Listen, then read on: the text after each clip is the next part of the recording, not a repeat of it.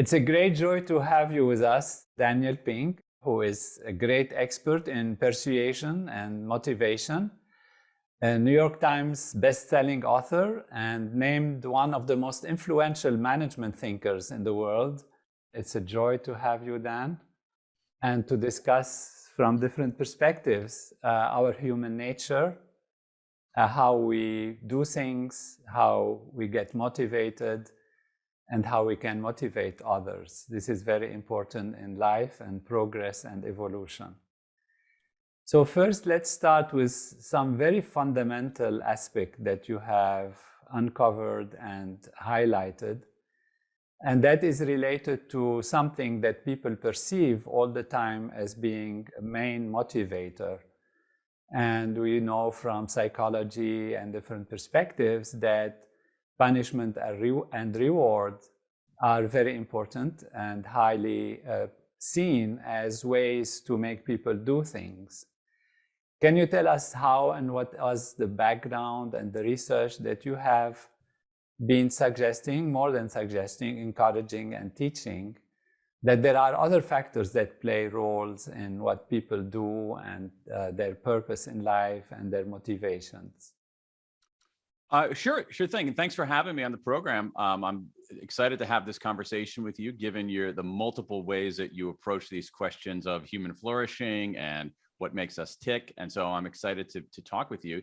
On your question, here's the thing. Human beings are complicated.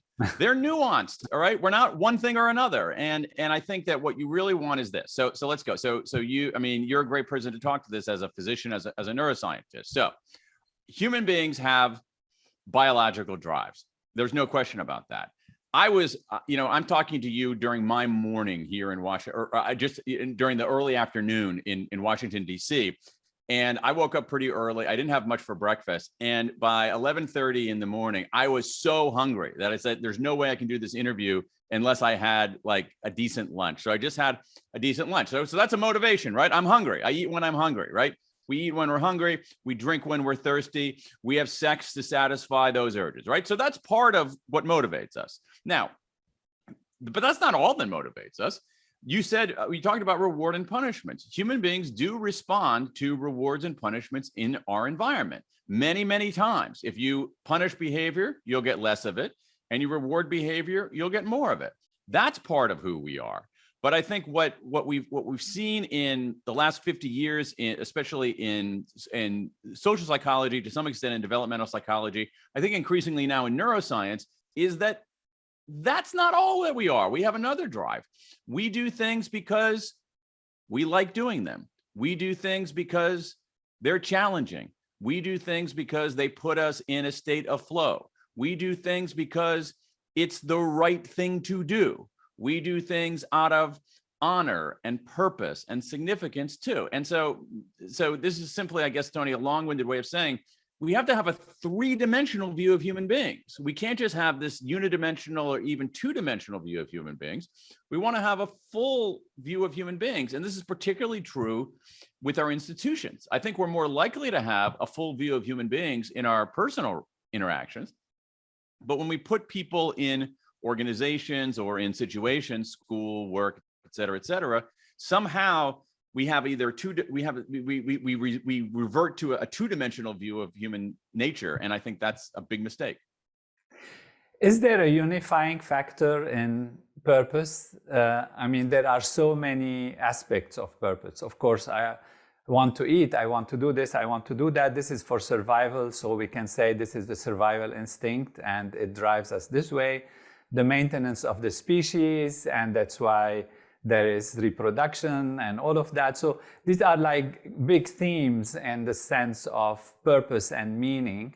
But is there something higher, something more spiritual, something more profound that we can see in the nature of humans? Well, I mean, that's a question that philosophers and theologians and meditators and neuroscientists have been asking since they were around to ask that question, you know? And so, and so, I mean, it's hardly a yes, no question, but if you want to phrase it as a yes, no question, I would say, yeah, probably.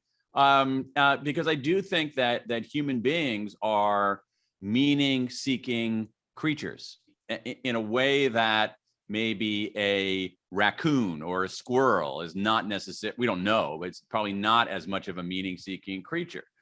We want to, we are as little kids, we look up at the sky and wonder, like, wait a second, what all is all that stuff up there, and why is it so big, and why am I so small? We have, religious faith where we're looking for explanations and for physical phenomena. That's always been the case, but we're also looking for explanations for kind of behavioral phenomena. Why am I here? What is my purpose? We practice transcendental meditation to get into a different state of consciousness, which is a source for a search for meaning and purpose. So yeah, I do think that we are meaning-seeking creatures. I think that's a function of our brains in many ways, because our brains have evolved to the point where we can think about that. Now, there are other intriguing questions that I think you probably discussed on your show. For instance, like, does evolution have a purpose? Is there an end in mind? I'm not so sure. I do think that individual human beings, as the unit of one, are seeking explanation, purpose, meaning, significance. Yeah, so there are many dimensions to that. Of course, there is the ultimate purpose of life, the meaning of life, because you mentioned meaning and what is the meaning of life. And as you say, this is a discussion for philosophers and metaphysics and meaning of existence and why we are here and all of that. But let's look at humans in their interactions and in their day-to-day living. Can we say they want to have more, always want to have more? And I have something to go back onto that and say that it's not actually the reality. But when we see that we want better things to enjoy on our sensory level, we'd like to see more beautiful things, hear more beautiful music.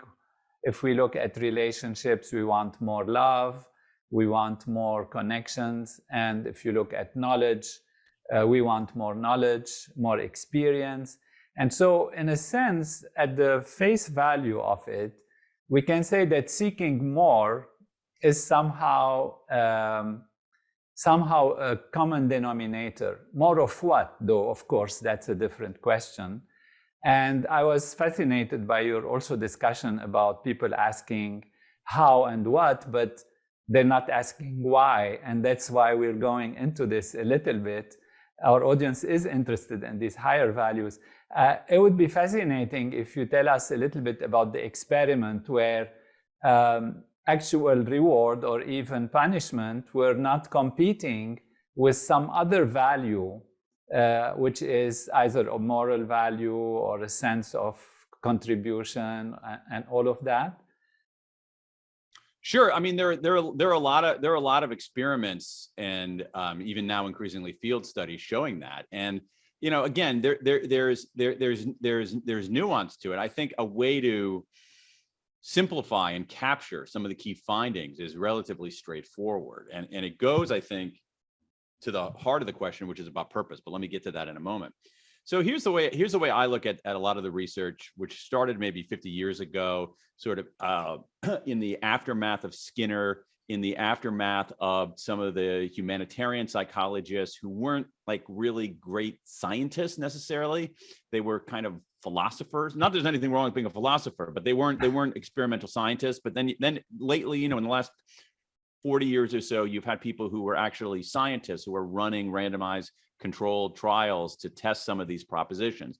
And to me, I think the key takeaway, and there's nuance in it, is this, that there's a certain kind of reward, especially that we use in organizations and in schools. Psychologists call it a controlling contingent reward. I like to call it an if-then reward. As in, if you do this, then you get that. If you do, so I think the science is pretty clear that if-then rewards are enhanced performance for simple tasks with short time horizons. It's not as if human beings are so exalted all the time that they don't care about rewards. They do. We like rewards. They get our attention. But they get our attention in this very narrow focused way. That's good for algorithmic tasks with limited time horizons.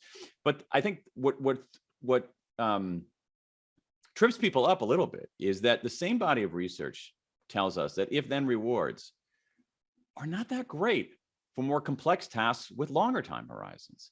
They don't work that well because they encourage us to focus narrowly when in fact we want to have a broader view. Now, and I think the evidence there is pretty clear. Now, I think where this connects to some of the things that you were asking about is quite fascinating, at least in two dimensions. One, I think that in some ways it's our nature, at least a lot of the time, to look at the world like this rather than like this. I think sometimes we want to look like this for survival purposes, but I think a lot of the times we want to look like this. That's what that little kid staring up at the sky is doing. She's looking, and so we have this set of rewards that encourage a narrow view rather than an expansive view. The other thing, which I think goes to human nature, is this, that the problem with if-then rewards isn't the reward. We tend to, I just saw something like, I just got this article that somebody sent me where I was like, that somebody mentioned me in the article, and it basically claimed that I said money isn't a motivator, which is just complete crap. That's just not true. I don't believe that, and that's not what the science says. There's nuance to it. The problem with if-then rewards is not the money or anything like that. The problem is the if-then. The problem is the contingency, because the contingency is a form of control. And here's where I think that we do learn something about the sort of probing questions that you're asking. My view is that human beings have only two reactions to control. They comply or they defy. That's it. And so if you want compliant behavior, use controlling mechanisms. If you use controlling mechanisms, though, in the service of getting compliant behavior, you're going to get defiant behavior, because I think that being controlled runs against our nature. And I mean that, and there I'm willing to go out on a limb here. I think that it's human nature that humans ultimately don't want to be controlled. At some level, the history of human civilization is the history of one group of human beings trying to control another group of human beings. Those other human beings sometimes responding with compliance, but then ultimately with defiance. So that's the autonomy part of the motivation. So we need autonomy. Absolutely. I think we need self-direction. We need self-determination. I think that's part of what it is to be human. And I really do. The more I spend time thinking about this and talking to people, the more I realize that I really am convinced that is our nature. It is our nature to be autonomous and self-directed. That doesn't mean every human being is autonomous and self-directed. I mean, a very kind of, sort of antiseptic, cold way to think about it is to think about it in terms of like the default settings on your computer. I think the default setting on human beings is to be autonomous and self-directed. But I think that experiences and organizations and institutions and whatever other people can change the default in the same way you can change the default on your computer. But I think our default is to be autonomous and self-directed. Beautiful. And that's what would be then what you would call intrinsic motivation rather than extrinsic in a sense. Yeah. Right. Well, if you think about intrinsic motivation is sort of like that third dimension of motivation that I was talking about before, beyond biological, beyond reward and punishment, where people do things because of the act itself, because it is inherently challenging, because it's inherently meaningful, because it's inherently good. Beautiful. They're not, and I think that the interesting thing about that is that is self-determined. That is that the engine powering that is self-determination. So then the mastery comes as part of it in a sense, because I'm just taking from your high points of motivation, which are autonomy, mastery, and purpose. So we have discussed a bit about autonomy, but mastery comes from it, because intrinsic means you are the one who are controlling the situation. So there is a sense of self being involved. You want to say more about mastery, maybe? No, I think that what we see in the evidence is that, again, let's go back to, let's just look at the observed behavior of people. All right. So I'm talking to you on a Thursday, and I happen to live right near a public pool, DC government public pool, tennis courts, and soccer field that was just built here. And there are going to be people just 2 blocks from my house. There are going to be people there this weekend, and they're going to be swimming. Why are they swimming? They're going to be swimming laps. Why? Are they training for the Olympics? Are they professional swimmers? No, they're doing something because they want to get better at swimming. They're going to be people playing soccer. Why? Because they're football. They're going to be people playing soccer because they want to get better at soccer and because they enjoy the camaraderie of playing with their friends. They're going to be people playing tennis, not because they're going to make any money out of playing tennis. In fact, they're paying for the privilege. They have to buy their own equipment. They have opportunity costs of not making money while they're playing tennis.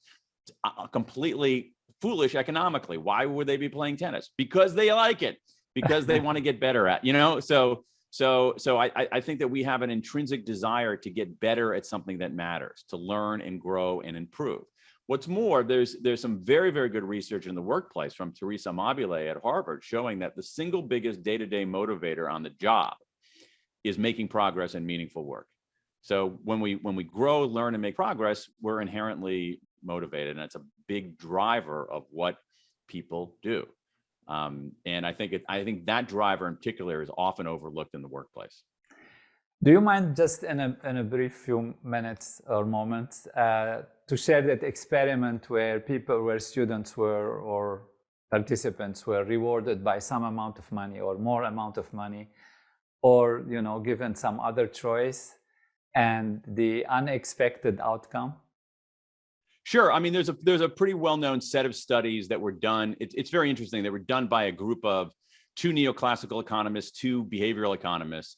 And what they did is they divided their participants, some of whom were students, not all of them were students, but just exactly as you say, they divided their participants into 3 groups. And they gave them a series of challenges. The physical challenges, like, I don't know, maybe throwing a ball through a hoop. There were cognitive challenges, things like memorization, alphabetation, and then more complicated cognitive challenges, like the classic experimental technique of giving people saying, here's a paper clip or here's a brick. You have 5 minutes. Think of as many uses for this as you possibly can. And so they divided the participants in 3 groups. One group was promised a very small reward. One group was promised a medium-sized reward. And one group was promised a very large reward. And what they found is that for the purely mechanical tasks, the rewards worked as they expected. The higher the pay, the better the performance. But the surprise was that when the task just got above a certain level of just rudimentary cognitive skill, a large reward led to worse performance. And I think that's a counterintuitive and intriguing. And we've seen it replicated in a number of different dimensions. And I think that in some ways this is, I think that in some ways there's an American phenomenon going on here, especially in business. We have this kind of muscle memory, somewhere between a muscle memory and intuition in America, that if we raise the salience of money, people will perform better. If we get people thinking about money, they're going to perform better. And that's true sometimes. That's the thing. It's true sometimes. So if I wanted someone to come into my office here in Washington, D.C. and stuff envelopes, I should pay them per envelope. I should give them a bonus for every 100 envelopes. I mean, there's no question I'll get more envelope stuff that way. But if I have a team of people and say, whoever comes up with the best idea for a new book for me, I'm going to give you $10,000. And I have a team of 5 people. They're going to run and try to come up with great ideas, but the odds are pretty good that they're not going to come up with that many great ideas because they're going to be so focused on the money, they're not going to be thinking about the task itself. And I think that goes against, I don't know if it goes against our human intuition. I think it goes against very much an American belief system that has spread throughout the world.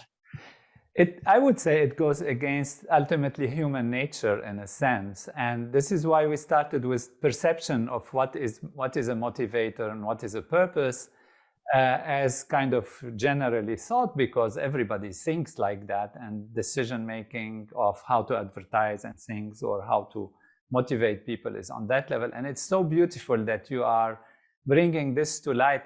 In fact, it is not really new. There are natural... No, it's not new at all.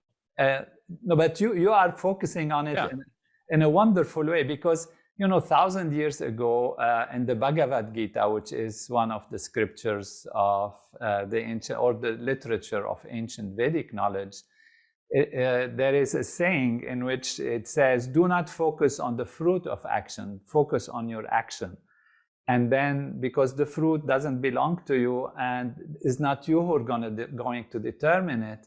And when you focus on your action by itself, you enjoy your action rather than having in your mind constantly the small purpose that is ahead of you. And I have a biological neuroscientific, in a sense, explanation of all of that. If you would like, I can share. I definitely want to hear that. See, we lived in the jungle, and we have the fear and response of fight and flight as evolving creatures. And we are much more tuned and prepared to fight against situations, against danger, than to have necessarily creative power. So in terms of proportion, the exposure to situations that are threatening, the body is much more giving priority to that. And what it does, it activates the parts of the nervous system that are ready to fight or fly away or run away. So the fight and the well-known fight or flight response. And so in this, there is the reward of kind of gaining something or the necessity to run away. And if the task is complex, it is almost interpreted by the nervous system as a threat. And there is a stress that comes in. Interesting. And what happens is the actual blood flow, and that's very physical, in the brain, moves from the cortical areas, which are the creative areas, the future areas, thinking of the future, frontal and prefrontal cortex. It moves to the limbic system and to the amygdala during these moments. So when you put a student or somebody under the pressure of solving a higher cognitive task, but giving them a high reward, they're almost under a stress situation. And literally the brain flow, the blood flow goes more to those areas and less to the higher areas of the brain. And when you are in a free-floating situation where you are relaxed and enjoying and you're doing it and like this, you're not under a threat or pressure situation. The blood flow literally goes to the cortical areas where the computation of higher possibilities and creativities come, and the solution, is easier there, and the outcome is more positive in this way. So, yeah, I mean, this is fantastic because one of the things that I've said, because I think that the evidence in social psychology and organizational behavior point in this direction, is that for higher level tasks, the best use of money as a motivator is to pay people enough to take the issue of money off the table. That is, to reduce the salience of money, because what you're offering a more kind of neuroscientific, brain-based explanation for that. That when you take the issue of money off the table, the threat of not getting money is removed. Then you actually, I don't know if you reverse the blood flow, but you prevent that blood flow from going from cortical to the limbic and amygdala. And I also think it's an interesting observation that it's often gone unremarked is that, our brains evolved in a certain world, and that's not the world we're in today. And the changes in our external world have been exponential, but the changes in our brain have been incremental at best. And what it's, so there's a sort of like a maladaptation between, we have these brains that are built for outrunning saber-toothed tigers in a world where we are doing everything from writing code to selling NFTs to making TikTok videos. And there's a little bit of a mismatch there. Exactly. And kind of mixing up the task that is complex with running away from the tiger, and therefore activating those things that actually lead to the fight or flight response and reducing the blood flow to the nervous system. That's one of the reasons that, for example, Transcendental Meditation is very powerful, because it has been shown through functional MRI to actually increase the blood flow to those forward thinking, anticipation of the future aspects of the brain, the frontal, prefrontal, and less to those amygdala and stress related situations. So this is on the physical level, taking that purpose to see how its mechanics happen in the physical level. But I want to come back to this sense of having more or wanting more, and actually reverse it a little bit in accordance with actually your wonderful findings and how you motivate people. And that is, I would say, it is not that we necessarily want more, although we do, and that's how it appears and how it's interpreted. But if one want to take it to the ultimate value or to the higher value, it's actually we want to be more. It's the difference between having more and being more. And that is really where you have this intrinsic motivation, this autonomy, and this mastery. At the same time, purpose, we can look at a higher purpose, but actually humans want to be more. We want to be more. And we mix it up with having more. Of course, having more makes you feel you are more, but it's not the ultimate purpose. But is that, okay, I love the distinction. I think it's fascinating. Is our desire to be more, is that our nature? Is that our biology? Or is that simply a higher aspiration that can overcome some of the constraints of our biology? Well, this is really brings us back to all these philosophical questions that you highlighted. You know, it's been discussed metaphysically from so many perspectives, and now also scientifically.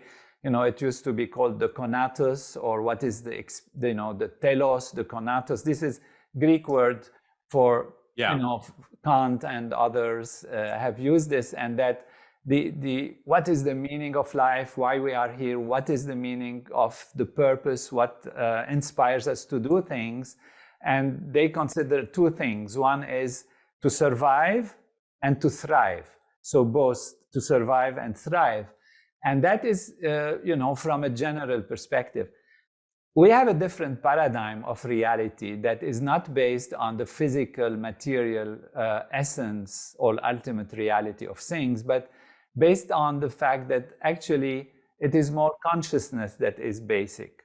And there is a whole story of how ultimate reality, which is rather than energy and physical, is consciousness, and why this manifests as limited values and purpose and whatever it is. And so that's a long story. I wouldn't want to take your time. This is your time. We want to hear from you, but I'd be delighted to share this with you through my writings also. But I think that the idea of having more versus being more is a kind of a fascinating distinction. And at some level, I think that it's both. That is, it might be at different moments in our course of our life, at different moments in the course of our day, where sometimes we're trying to figure that out. I do think that there is some evidence, again, looking at the literature on, mostly from social psychology, but even to some extent in economics, that having more has significantly diminishing marginal returns. And that when people maybe reckon with that, they might want to jump the curve to something closer to being more. On the other hand, I wonder whether, it's an interesting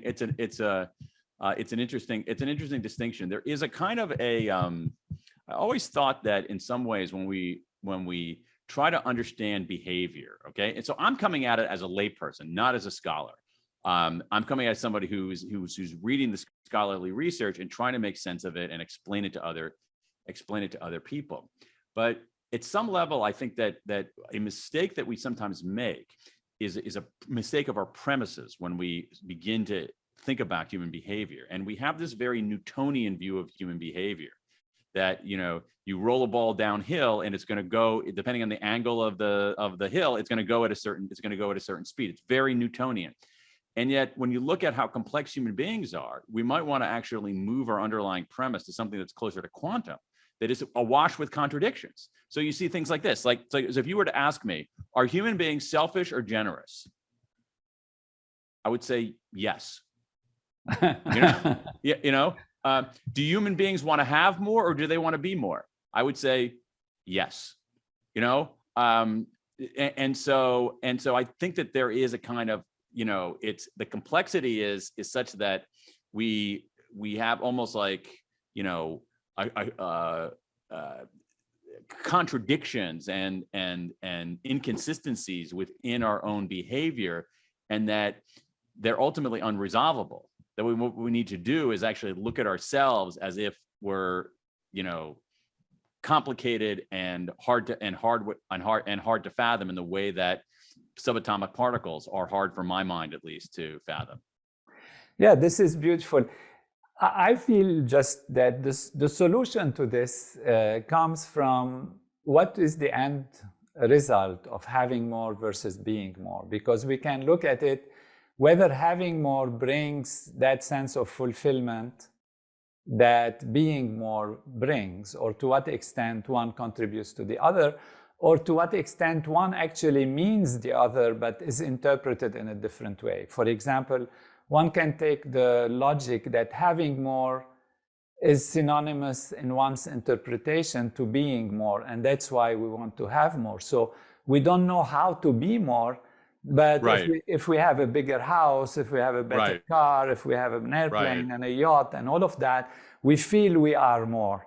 And therefore, we can say that having more fulfills the being more in a certain sense. It's just an interpretation. Whereas being more is not necessarily having more.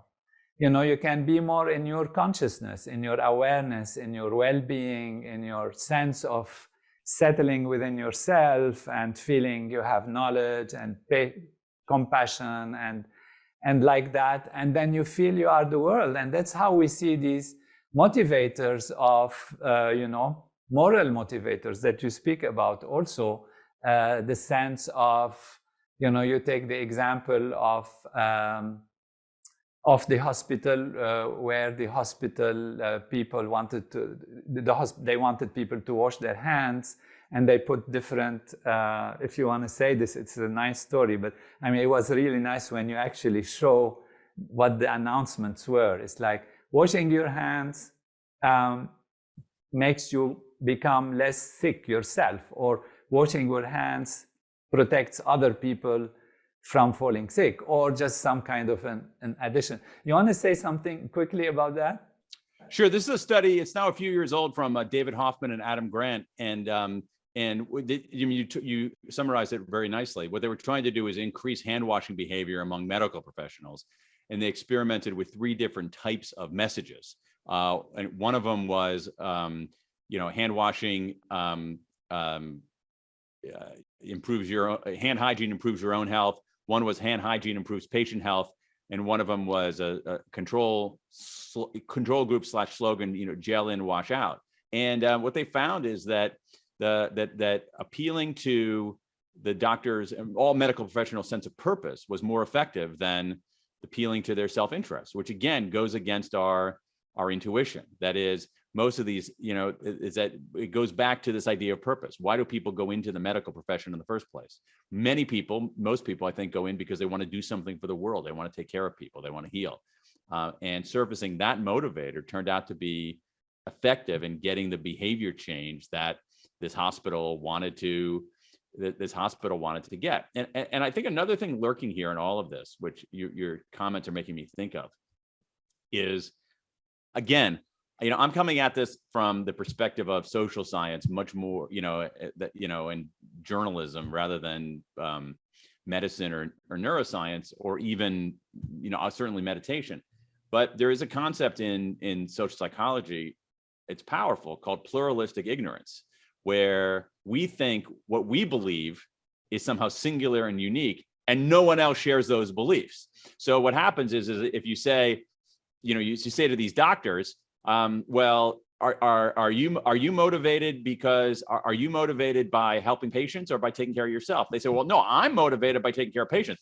Everyone else, though, my God, they only care about themselves. And so we're never, and so if you look at, you see this over and over, and over again. If you look at like moral behavior, if you ask people, you ask a group of people, do you generally try to do the right thing in life?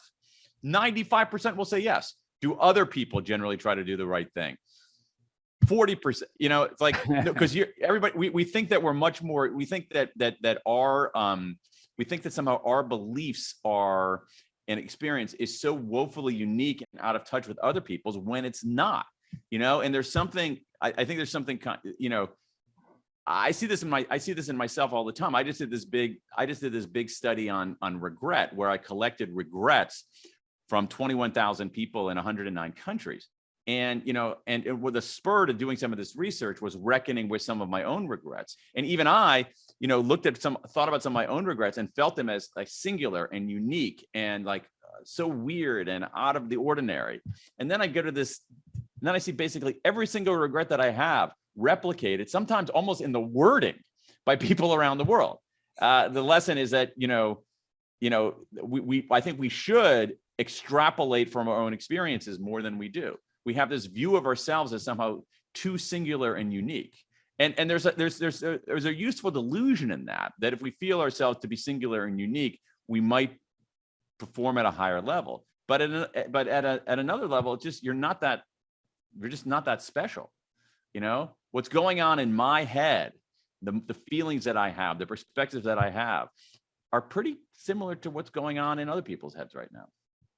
That's wonderful. And this is beautifully elaborated on and explained in The Power of Regret, How Looking Backward Moves Us Forward, by Dan, which is a wonderful book also to think of and use for our experience and knowledge and understanding and evaluation. So that's wonderful. Going back to the sense of having and being, if you like, a little bit. Yeah. I just wanted to highlight one point, because you said yes to both and we were looking at it. And I feel like those doctors and those nurses and those people who are, thinking, as you beautifully expressed, that they are altruistic, in a sense, we can turn it around and say that they are self-guided, self-directed, but not in a selfish way. It is in the sense of expansion of the self. So this comes to the definition of the self. If, as we grow in consciousness, based on the paradigm that I uphold and talk about, as we grow in consciousness, we take more of things that are in our environment as part of the self. It starts with, indirectly, of course.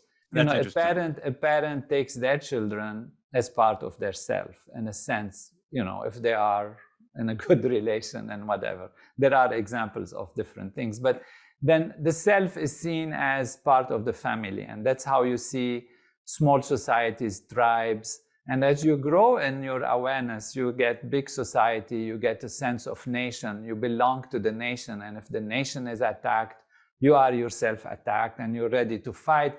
And you get people ready to do sacrifices that are counterintuitive, go beyond being anything to save their country. And so here is no reward financially, that's not as good. There is a danger on life, so you are threatening the actual basic survival instinct. And yet you go out, and why? It's because you identify yourself with something bigger. And when you identify with something bigger, then as if yourself has grown to that size. People who want to, for the environment, it's not just to protect their little self, which is also part of it, but also they start feeling, the environment is part of us, part of our life. And there is that greater sense of self that evolves. Yesterday, I had a wonderful discussion. It happened to be one after the other with Professor Michael Levin, who is a distinguished professor at Tufts University, who works on what he calls the collective intelligence of cells. and how they kind of come together to create something, and each cell accepts to take a different role from whatever it was doing in order to fulfill the global role of the organism, be it building a gut or building an eye or a head or whatever. And it's fascinating research. And it took us to this discussion also about the sense of self, how when we come together, there is a collective intelligence. And if we think ourselves as one of the whole, part of the whole, then that brings a new value, which actually is part of the being more. If one is isolated in one's life and is small and narrow because one is stressed or tensed, then one is feeling less, experiencing less potential. And as you beautifully express with your hands, opening up the awareness, having broader comprehension, and taking others as part of the self, then you find different kinds of also reactions and behaviors and motivations. Yeah, it's super interesting because I mean, what you're in a way you're talking about. I mean, you're explicitly talking about expanding our consciousness. Right. You're expanding our consciousness to include something beyond what's in here, but to the all of humanity. Now, the interesting question is that in that cell example, do you think those cells have consciousness? Are they doing that consciously? Well, from my paradigm, yes, they are. But the problem comes if we try to make it an anthropomorphic consciousness, which means if I try to project my consciousness to the cell, it is absolutely ridiculous. I just say it, even use that term. It's absolutely not a consciousness like a human consciousness. But I take consciousness to a different level. I say anything that is sensing, that is detecting, that is reacting is a meager level, but it is consciousness also. Right. It's not anthropomorphic consciousness. So the same thing that you would see in that recent research, I can't remember the name of the scholar who did this, about how trees and forests are able to communicate with each other in subterranean ways using the roots and things like that, which is kind of fast. So maybe that's a form of consciousness. I think one of the barriers here in terms of our own, I don't want to call it consciousness, but our own brain capacity is that when we think about having more versus being more, that having more is very quantifiable and very concrete. All right. Whereas being more is in some ways unquantifiable and abstract. And I think if we're pressed for time or attention, we're going to go to the quantifiable and concrete more than the unquantifiable and abstract. When you talk about, it's much easier for me to measure the square footage of my bigger house than it is for me to measure how much my consciousness has expanded.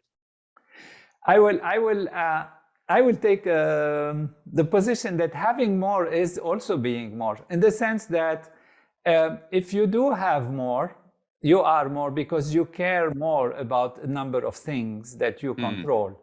If you are having more things, you are more, but it is not the only dimension. You started beautifully by saying there are complex dimensional aspects of human nature and reality.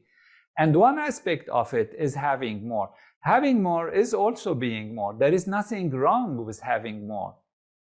It's that when having more only on the outside level of our reality makes us miss the inner value. And this actually brings us to what you're exactly doing. And when you say there is a different value in motivation, it's not just that. So we can translate it that having more is more, but having more inside, developing your own consciousness, is also part of the equation of what it means to be more. And therefore, yes, you can have that quantification. And usually people who are more can have more in a sense, because they have more comprehension, they have more skills, they have more potential to assess the market or to assess the needs, and they get rewarded and then they get more. So they can be wealthier, or if they really take the other dimension of consciousness, they can say, well, all of this is, I transcend all of this and I don't need it. And I just want to be within myself. And if their vocation is just that, then they are fulfilled within.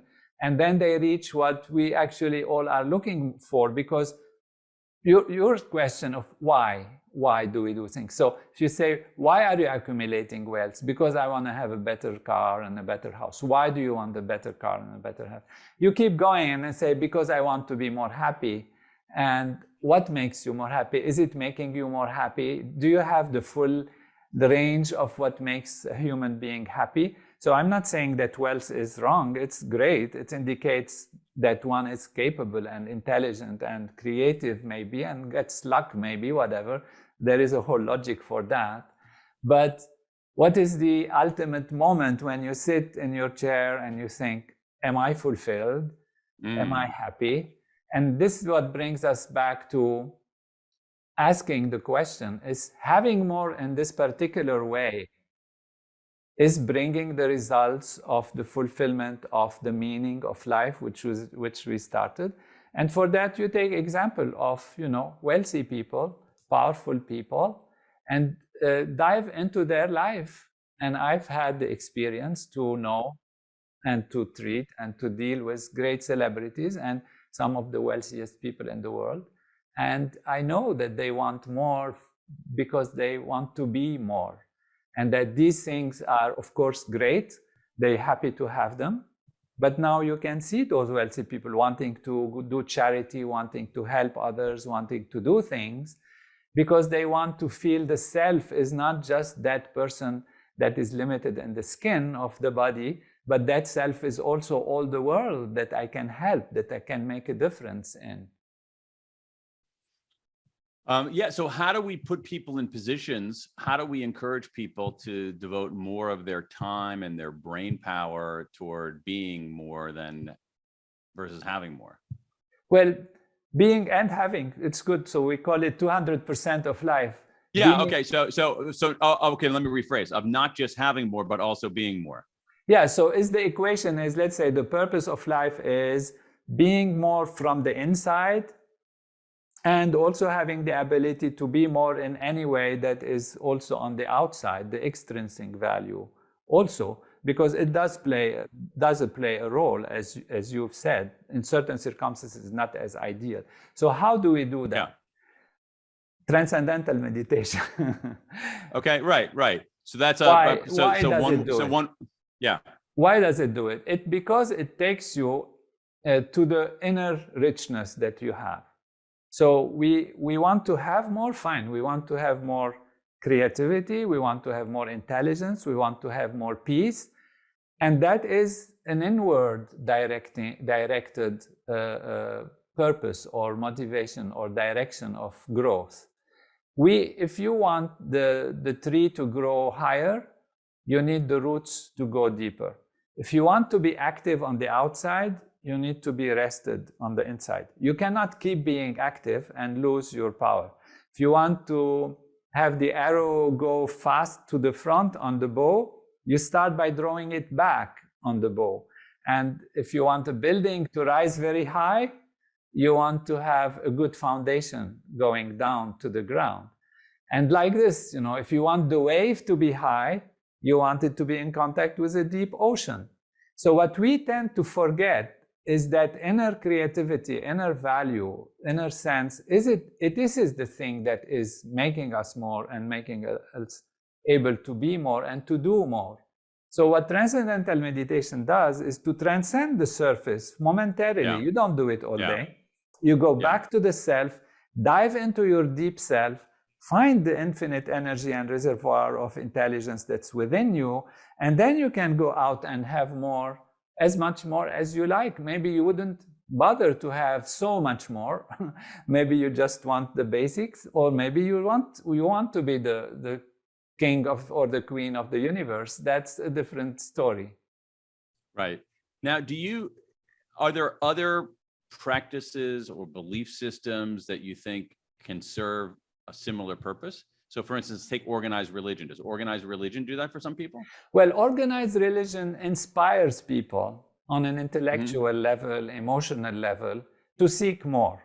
You know, in different religions, it says, you seek the kingdom of heaven and all else will be added unto you, or transcend and then, but transcendental meditation is a simple technique that is not a philosophy, it's not a belief system, it's just a mental technique. It's a practice. Right, so religions guide in this direction. All philosophies, all wisdom in general, they guide in this direction. The thing is, well, what about things like the kind of praying, which is a practice that you would see in the Christian, Jewish, Muslim tradition? Well, praying is trying to communicate with a higher value. If you are stressed and, you know, let's say the mind is like an ocean, active on its surface like the waves and calm and calmer in the bottom. If you're not in touch with the bottom of the ocean, you are just being kicked around by the waves on the surface. So what we're saying is the mind has different dimensions. So when you pray on the surface, you're praying on the surface and nothing really necessarily comes out. I mean, you have people who pray so that they can steal better, or they can, you know, they can, you know, get something. You know, you have drug lords who have their own thing and they pray that they get protected and all of that. This is really on the stress surface level. If you want to have your thoughts achieve the goal, you have to go to the depths of the ocean.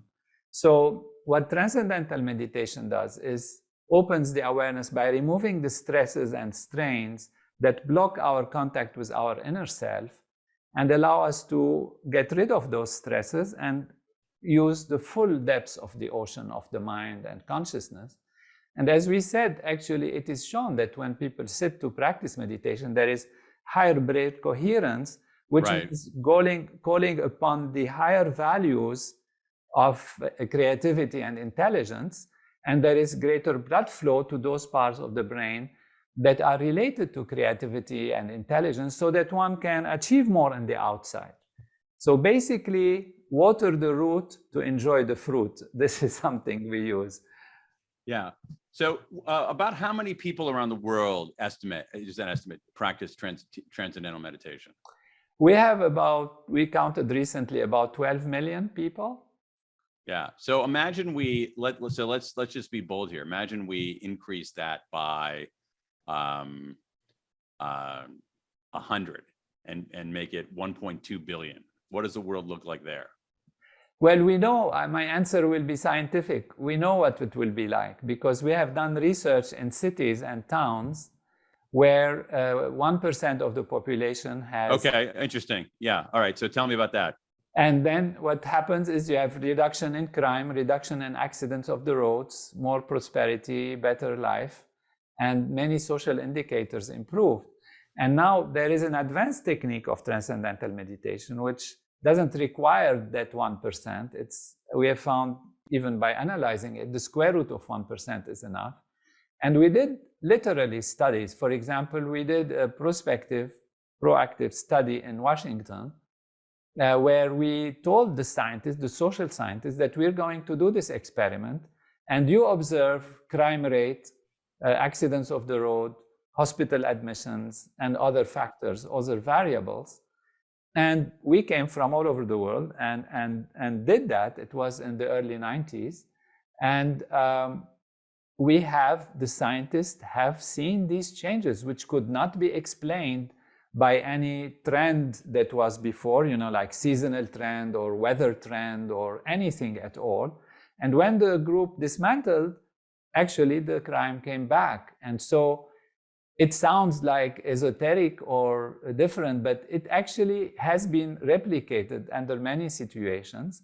And that is one of the strong support for the idea that consciousness is primary rather than the physical reality. And that's why I have written this paradigm, about the primacy and importance of consciousness in handling our own personal life as well as the problems that we face in society.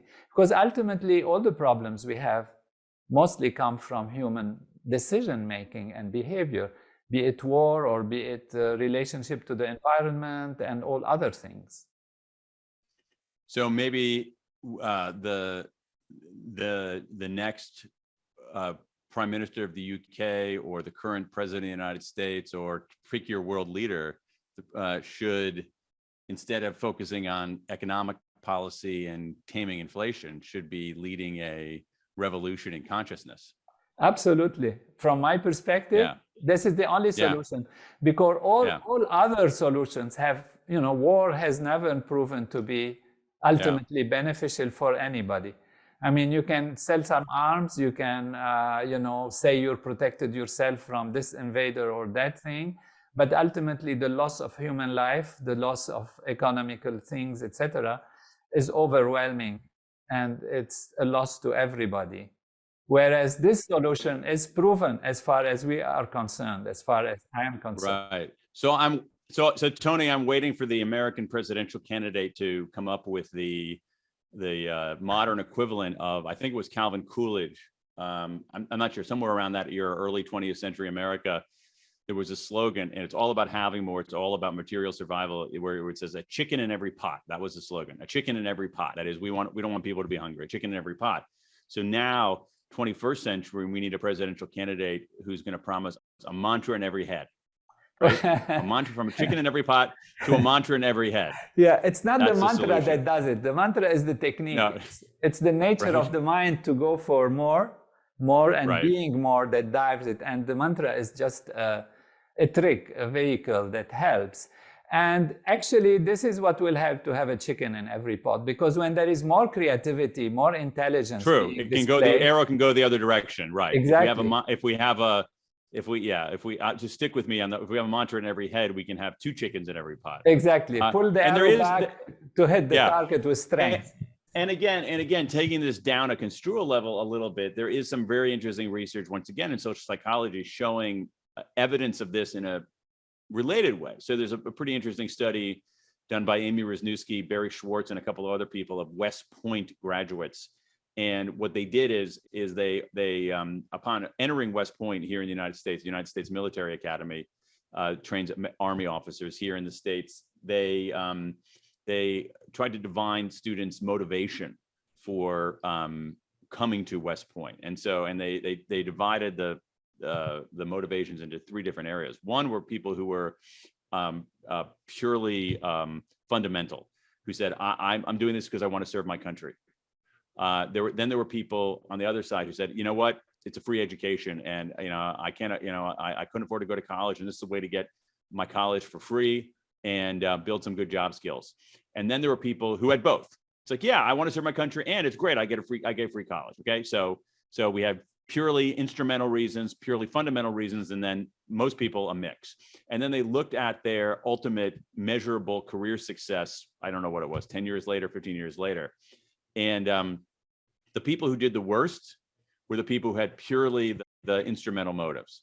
The people who did it because I just wanted, they ended up the worst. What was interesting is that they were barely better than the people who had those mixed motives. The mixed motives of both instrumental and fundamental. The people who did the best, the people who, let's use your parlance, the people who ended up having the most were the people who were focused on, singularly, on being the most. Beautiful. That these fundamental motives led to better outcomes, in part for this peculiar quantum mechanics thing that the best way to reach something is not to pursue it, in a way. You know what I mean? That if your pursuit is on being and those kinds of higher values, then in many ways the material having values can take care of themselves.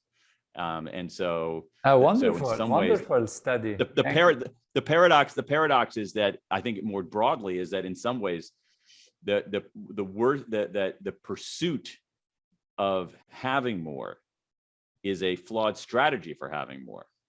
That the better strategy is to pursue simply being more, and as a consequence of being more, you might have more.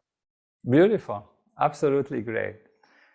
And project, your being more when it's needed to whatever is required to. Whatever that means at that moment in your life, in your situation, in your context. That's fabulous. It's really nice. Thank you for sharing this experiment. So we took 1 hour from your time. I don't know if you like to say anything more or discuss anything more. I think I was hoping we go into the regrets a little bit and the 4 major regrets that you expressed. I'm happy to spend, I don't want to torture your listeners, but I'm happy to spend a few minutes on that.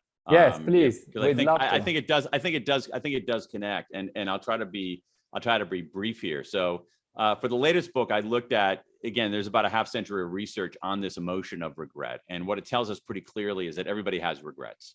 It's an incredibly common human emotion. And that if we actually treat it right, that is, we don't ignore our regrets, we don't wallow in our regrets, we confront them, they can actually improve our performance on a range of tasks.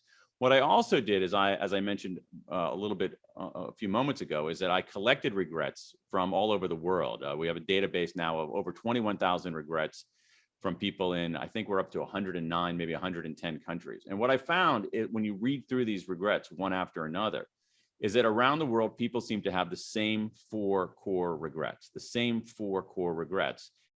And with remarkable universality, beyond nationality. And these 4 regrets were what I call foundation regrets, which are, if only I'd done the work. These are people who regret spending too much and saving too little, not taking care of their health, not studying hard enough in school. We have boldness regrets. People regret not asking somebody out on a date, not starting a business, not going on an adventure, not starting up. We have moral regrets. If only I'd done the right thing. A lot of regrets about bullying, mistreating others, swindling others, marital infidelity. And then finally, connection regrets, which are, if only I had reached out, which are about our relationships. And I think an interpretation of these 4 core regrets is that they serve as a photographic negative, a reverse image of what the good life is, what constitutes a life well lived. That is, foundation regrets tell us that we want a degree of stability in our lives. And this goes back to the nuance that we're talking about before, where we do have basic needs, right? We want a degree of stability in our life. A good life is typically not precarious. Boldness regrets. We want to learn and grow and do something, recognizing that we're not here forever. Moral regrets. Again, I'm convinced that most people, listen, I want to do good. I want to be good.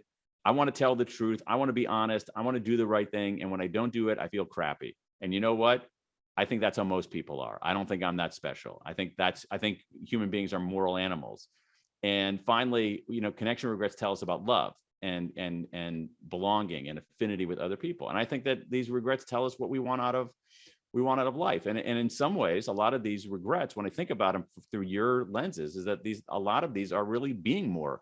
It's about being more. Beautiful. I think stability is a little bit about having more.